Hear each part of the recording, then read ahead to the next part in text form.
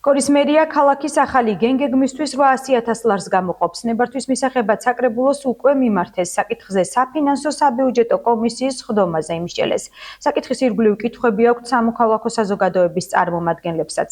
მათი თქმით, წლების განმავლობაში გენგეგმაზე მუშაობისთვის უკვე დაიხარჯა სოლიდური თანხა.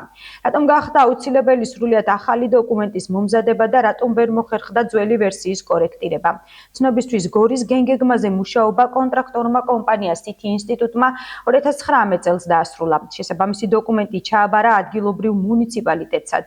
თუმცა, როგორც ცნობილია, დოკუმენტი არ დამტკიცებულა. ქალაქ გორის გენგეგმის მომზადებაზე City ინსტიტუტთან ხელშეკრულება 2018 წელს გაფორმდა, რომლის ღირებულებაც 383,500 ლარი იყო. კითხვაც ჰქონდა დეპუტატებს საფინანსო სამსახურის უფროსთან კონკრეტულად კი ახსენეთ ახლა მიწათსარგებლობის გეგმა. ეს ის გენგეგმა?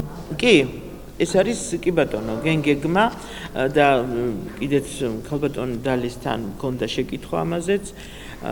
გენგეგმა რაც იყო ადრე, რაც ჰქონდათ პროექტი, ანუ დამუშავებული არ იყო ბოლომდე, როგორც ვიცი.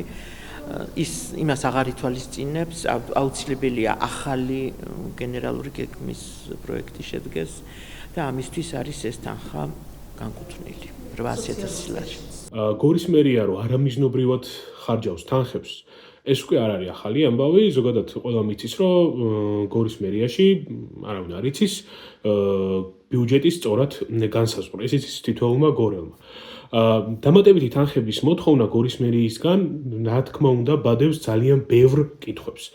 იმის ფონზე, რომ ამდენი წლის განმავლობაში, ხო, არის მრავალი შეუსრულებელი პროექტი, ისეთი პროექტი, რომელიც ამ წლების განმავლობაში იყო თანხა, მაგრამ არ სრულდებოდა. ახლა ახალი თანხის მოთხოვნა და ეს შეუსრულებელი პროექტები არ ჯდება თანხმედრაში, ხო? არის საფუძვლიანი ეჭვი იმისა, რომ ეს თანხები, რომლებიც ნაწილდებოდა გორის მერიის ბალანსზე, რომელთაც უნდა შეესრულებინათ ეს გარკვეული პროექტები, ეს თანხები კორუფციული სქემებით დარიგდა და ეს თანხები არ მოხმარდა იმ პროექტებს, რაც უნდა მოხმარებოდა. ახლაც აი ესეთი ფონი რო არის გორის მერიაში და გორის მერია ზოგადად ასე რომ მუშაობს, ეს დამატებითი თანხის მოთხოვნაც სავარაუდოდ ემსახურება სხვა კორუფციულ სქემებს, სადაც გორის მერიას ნამდვილად არ ჩამორჩება პროფესიონალიზმით არავის.